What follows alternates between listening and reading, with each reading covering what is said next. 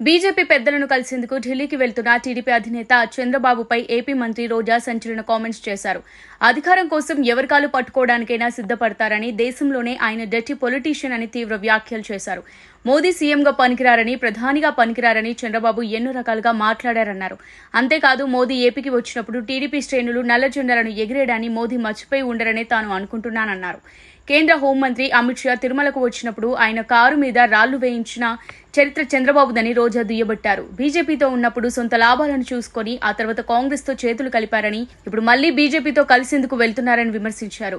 ఏ ఎండకు ఆ గొడుగు పట్టే రకం చంద్రబాబుని ఎద్దేవా చేశారు. ఈ విషయాన్ని మోదీ గమనించాలన్నారు. పురంధేశ్వరితో కలిసి అమిత్ షాను నారా లోకేష్ కలిశారని, ఆ తర్వాత చంద్రబాబుకు బెయిల్ వచ్చిందని రోజా గుర్తు చేశారు.